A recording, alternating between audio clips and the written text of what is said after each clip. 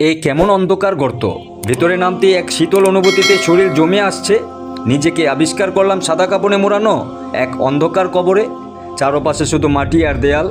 দম বন্ধ হয়ে আসছে, চিৎকার করতে চাইছি কিন্তু কোনো আওয়াজ নেই। পৃথিবী থেকে যেন বিচ্ছিন্ন হয়ে গেছি।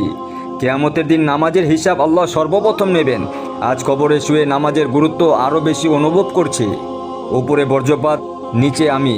এই কবর অন্ধকারে কি আমার নিয়তি? কবরের ভেতর শ্বাস নিতে কষ্ট হচ্ছে। এই সংকীর্ণ জায়গায় আমি সম্পূর্ণ একা।